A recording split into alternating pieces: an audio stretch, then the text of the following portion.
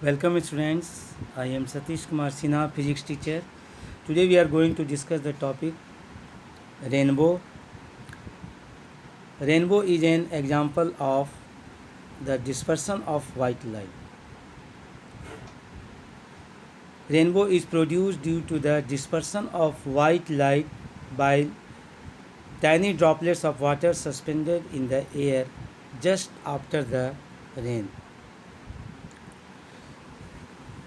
Actually,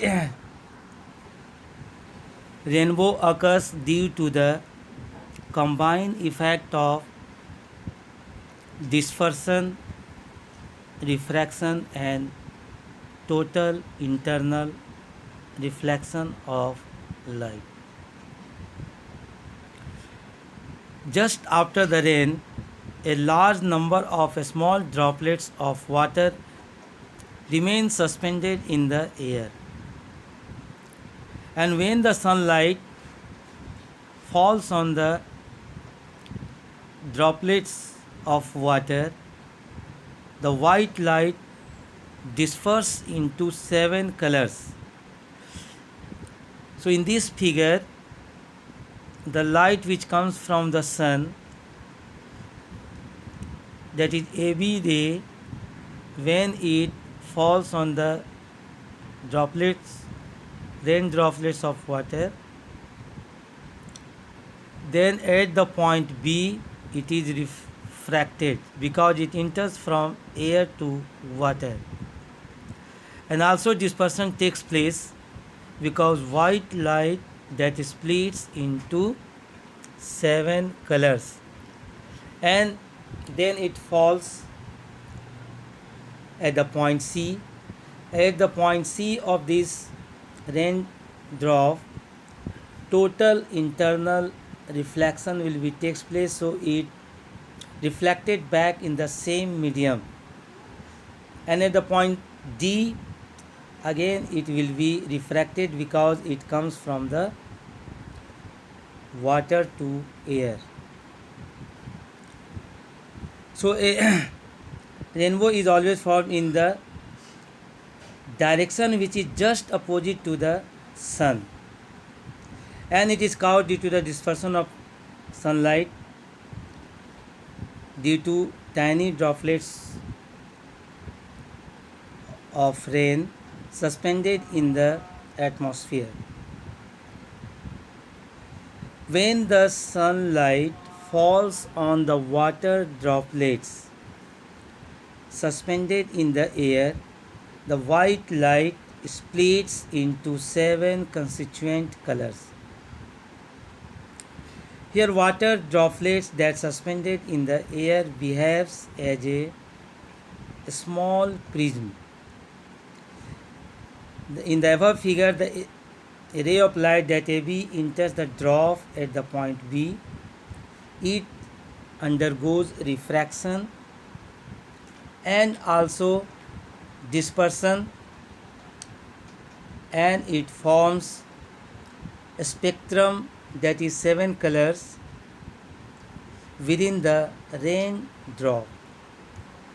The spectrum undergoes total internal reflection at the point C,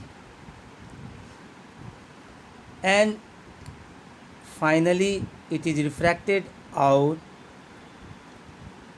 from the raindrop at the point D. The red color of the spectrum appears at the top and violet colors appear at the bottom of the rainbow. Now what is atmospheric refraction? Atmospheric refraction, that is the refraction of light that takes place in the atmosphere, is called atmospheric refraction. There are certain applications of the refraction, that is the atmospheric refraction of light. First is, why do stars appear higher in the sky?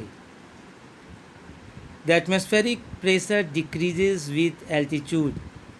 That is, as we move in the upward direction, the density of the air decreases and refractive index also increases.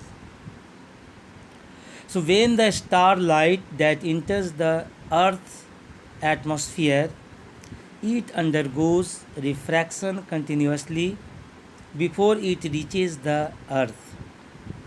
As we go higher and higher, the density of the layer and refractive index also decreases. As the light from the star enters the uppermost layer of the atmosphere, it bends towards the normal as it enters the next layer, because we know that as the light enters from rarer medium to denser medium, it bends towards the normal. This process continues till the light enters our eyes. The apparent position of the star is slightly